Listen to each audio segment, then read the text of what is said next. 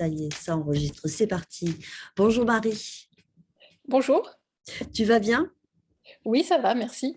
Donc Marie Chébar, aujourd'hui, je t'ai consultée pour te poser des questions concernant un projet qui nous intrigue, en tout cas qui nous demande de pouvoir échanger avec toi sur cette idée que vous avez eue de proposer des ateliers à des enfants et à des adolescents où sont mêlées des pratiques somatiques. Donc, est-ce que tu peux, pour commencer, nous raconter le contexte d'apparition de cette initiative? Et après, on ira un petit peu plus loin dans les questions, si tu le veux bien. D'accord. Alors, les ateliers, ils ont démarré en 2010, donc ça fait déjà un petit peu de temps, à Lieu, à Lyon. Donc c'est un lieu est un Lieus, est un espace en fait qui a été investi par un collectif de personnes, donc surtout de danseuses en fait, en partie d'un gros groupe qui fait partie de l'association MA, qui était une promotion du CNSM, en fait, dont moi je ne faisais pas partie, parce que c'était les générations après moi, mais voilà, qui cherchait un lieu pour un peu un laboratoire pour eux, pour chercher leur propre création ou proposer des choses. Et moi, à ce moment-là, de mon parcours, je changeais un peu on va dire, de direction, puisque je sortais du Centre chorégraphique national de Rieux-la-Pape avec Maggie Marin et même de Ramdam, et je me suis impliquée avec elle dans ce lieu-là. Donc, dans ce lieu, il y avait à la fois des envies pour elle de créer, d'avoir l'espace d'un studio, parce que le lieu est un espace où il y a un studio de danse et à côté un espace de béton qu'on appelle, où il y a un bureau avec une bibliothèque, un espace d'atelier de table. Et pour ma part, moi j'avais, à ce moment-là de mon parcours, j'avais envie d'expérimenter des ateliers pour les enfants qui était en résonance avec ce que j'avais déjà fait, ce que j'avais porté en collaboration au CCN de Rieux-la-Pape, autour d'une formation qui s'appelait De l'interprète à l'auteur, qui croisait autant la pratique du corps, de la voix, de l'écriture, de la réflexion, de la question scénique. Voilà. Moi, à l'intérieur de cette formation, que je co-élaborais, mais je menais plutôt des ateliers d'écriture et de dessin même. Mais voilà, j'ai eu envie de me dire, en fait, cette question finalement de la création aussi artistique et aussi de son rapport au corps, comment on peut l'explorer dès le plus jeune âge, en fait. Voilà. J'avais même envie de m'intéresser, aussi à en faire un travail plutôt universitaire, mais je me suis dit, je vais plutôt sur le terrain et le pratiquer. Donc j'ai lancé ça à Lieu, au départ toute seule la première année, mais il n'y avait pas trop de corps au tout début. C'était plus autour des mots, de l'image et des questions de philosophie. Et en fait, très vite, le premier été, après, parce qu'on a démarré en septembre, et donc au mois d'août de la même année, juste un an après, j'ai demandé si quelqu'un parmi l'équipe de Lieu était partante de s'associer avec moi dans cette expérience. Donc il y a eu Bérangère Balour, qui normalement aussi devait être présente Et aujourd'hui, voilà. Oui. voilà, qui ne peut pas. Et voilà, qui s'est associé dans cette expérience. On a mené tout de suite, toutes les deux, un stage d'une semaine avec les enfants, du matin jusqu'en fin de journée, où d'ailleurs le stage s'appelait Corps visible et corps invisible, où on mettait, donc c'était pour les enfants dès l'âge de 6 ans jusqu'à à peu près, à l'époque, ça devait être, on avait ouvert jusqu'à, je pense, 10-11 ans pour faire une marge de 6 années, comme ça. Et à partir de cette expérience où on croisait à la fois le matin souvent une pratique de corps, puis une exploration des réflexions, du dessin, voilà, qu'on navigue dans ces pratiques-là, s'est lancé à Lieu l'envie, même avec d'autres de Lieu, de pratiquer ces ateliers pour les enfants. Donc, en gros, pour dire assez rapidement, parce que ça dure 10 ans, quand même, c'est long, euh, on, a, euh, on a fait des ateliers réguliers les mercredis. Alors, ça a bougé parce que les temps scolaires ont changé sur les 10 années. Mais il y a eu une période où on a fait des ateliers hebdomadaires tous les mercredis, qui étaient d'une grosse matinée, où on faisait à la fois on partait toujours du corps et puis on allait jusqu'à une autre exploration artistique. Puis, de manière parallèle, on faisait toujours ces stages artistiques, des laboratoires pendant les vacances scolaires, en novembre, de la Toussaint, février, Pâques et même juillet. Et donc ça, pendant jusqu'à aujourd'hui, en fait, on a continué à faire ces labos. Les ateliers hebdomadaires, eux, se sont arrêtés il n'y a pas très longtemps, mais voilà, se sont poursuivis les vendredis, quand le rythme de l'école a changé. Et puis, on a fait aussi dans ce parcours-là un moment les mercredis après-midi, parce qu'on a fait une expérience autour d'une expérience croisée, en effet, autour de corps, de scénographie, de revues, de théâtre. Voilà, bon, voilà. Ça, c'est pour brasser l'ensemble. On comprend bien le contexte. Enfin, il y avait une volonté de proposer des ateliers où en fait il n'y avait pas que la danse qui était présente, c'était le corps, mais dans différentes dimensions, on pourrait dire. Et justement, quand on parcourt des présentations qu'il peut y avoir de ce projet, apparaît le terme atelier de pratique somatique. Et donc, à quel moment, est-ce que ça a été dès le début que ces ateliers de pratique somatique sont apparus, ou est-ce que c'est au fil du temps et en fonction de comment vous abordiez ce corps, elles ont été évidentes pour vous? Voilà, savoir à quel moment cette idée d'atelier de pratique somatique était là. Et après, on reviendra sur quelle pratique somatique, si tu veux bien. Alors, par rapport justement au corps, moi, comme je disais, c'est vrai que quand moi je l'ai lancé, moi, je n'abordais pas directement avec le corps. Et après, c'est plus quand Bérangère est arrivée. Puis après, il y a eu Marie Papon, il y a eu Marie Lisno, il y a eu même Corinne Garcia qui a participé. Il y a eu, quoi je dis au passé, mais en fait, c'est toujours Jeanne Valory. Voilà. Ces personnes qui sont toutes danseuses, dont certaines, comme Corinne Garcia, qui aussi fait des pratiques somatiques spécifiques. Mais au départ, on est quand même toutes danseuses.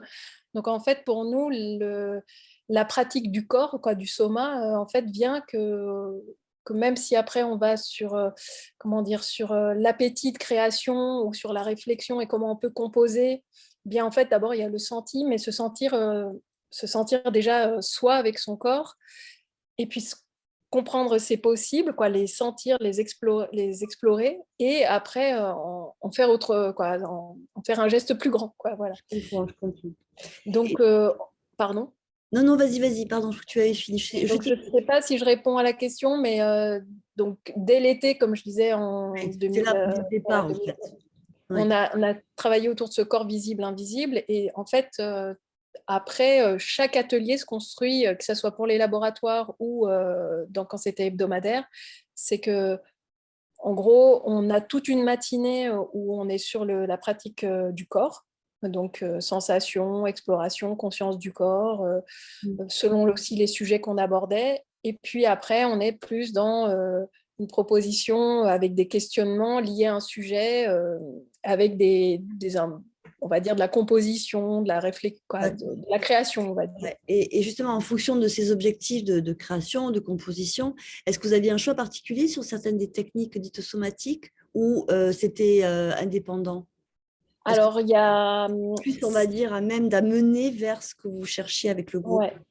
Alors, il y a eu, comment dire, on partait déjà de notre expérience, nous, en tant que danseuse, donc on est chargé on va dire, d'une pédagogie et puis d'un patrimoine de ces pratiques-là, qui, bon, c'est de la danse contemporaine, mais avec aussi comment dire, un appétit de faire comprendre aux enfants le corps, donc beaucoup autour de perception de l'anatomie, et à partir de cette anatomie, comment on la met en mouvement, en fait. Voilà. Donc donc c'est pas lié à des pratiques somatiques spécifiquement nommées, quoique on a fait lors d'une période avec les ateliers du mercredi avec Corinne Garcia, on a fait vraiment par exemple des séances Feldenkrais avec pas vraiment des séances Feldenkrais, mais vraiment autour, parce qu'elle est praticienne de Feldenkrais, donc vraiment avec le squelette, d'analyse du poids, sensation, perception intérieure, etc. Donc on va aussi vers ces pratiques-là avec les enfants, qui soient petits, c'est-à-dire dès 6 ans, ou dernièrement, c'était l'été dernier, on a fait un stage autour de Robinson Crusoe, Robinson plutôt, et vendredi même, on est parti aussi des états de corps, de solitude, en fait, donc d'intériorité, etc. Donc on met les enfants aussi dans des états de conscience, en fait, de leur propre corps, Et justement, j'allais te demander, est-ce que ces enfants, quand vous les mettez dans cet état-là, parce qu'on pour avoir suivi et mené pas mal d'ateliers avec un jeune public, comment ils ont réagi par rapport à ça? Est-ce ils se sont sentis plus dans le ressenti quelque chose d'autre par rapport à la perception de leur corps, ou au contraire, c'était complètement évident pour eux, enfin, ils ne se sont pas posé de questions? Est-ce qu'il y en avait qui avaient déjà une pratique de la danse par ailleurs et qui n'avaient pas traversé cette approche du corps telle que vous la proposiez et en ont trouvé un bénéfice? Est-ce qu'ils vous ont fait des retours à cet endroit-là sur ça, ou est-ce que Alors, vous avez senti aussi des différences par rapport à des comportements de corps?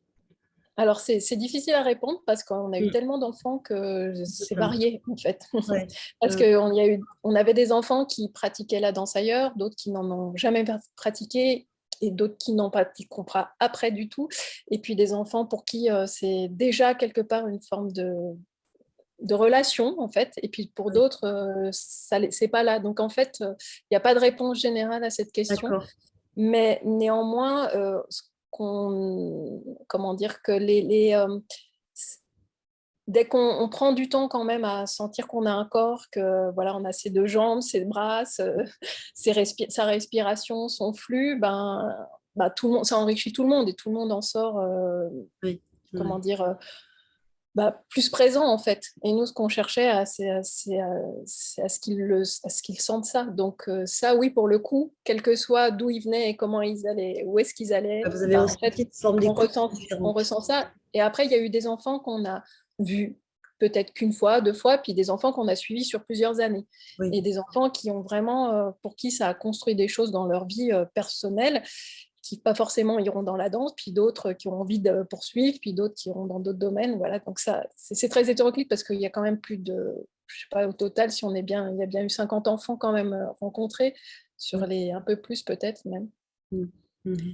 Donc, et puis c'est différent de faire des ateliers, par exemple, dans des structures liées, par exemple, des ateliers scolaires ou des ateliers avec des... Tout à Là, fait. c'est vraiment, c'est des parents qui accompagnent quand même, qui ont déjà la démarche d'accompagner leurs enfants. Donc, les enfants sont déjà dans quelque chose, voilà, qui viennent chercher, ou voilà, c'est pas tout à fait pareil Mm. que de proposer à des enfants, voilà, dans tout un flot de choses qui Ça. rencontrent un atelier, par exemple, ou à l'école, quoi.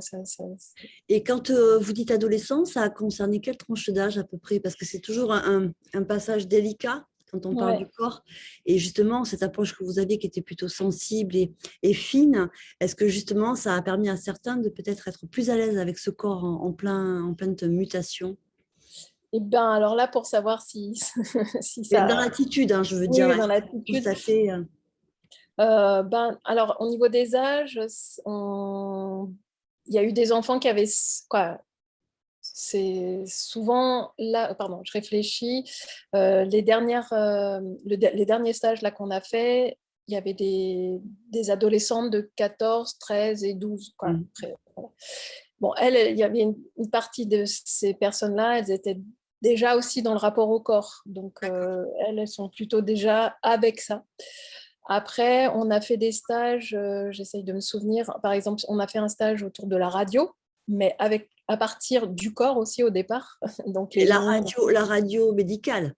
Non, non, Non, la radio qu'on on entend. la Ok, radio qu'on entend.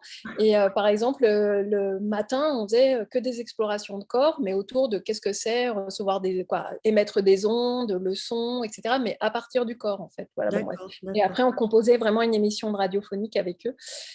Et là, il y avait aussi des adolescents et des plus jeunes. Et là, même les pratiques de corps avec eux les mettaient dans le rapport aussi de l'organe de la voix, en fait, aussi, voilà, de se sentir pouvoir porter une voix, de se sentir pouvoir jouer avec elle, tout en sentant aussi voilà, l'écoute et la résonance avec les autres. Parce qu'en fait, je dirais aussi, il y a un enjeu en dehors de son propre corps, dans la pratique somatique qu'on peut chacun individuellement recevoir, qu'on soit enfant ou adulte.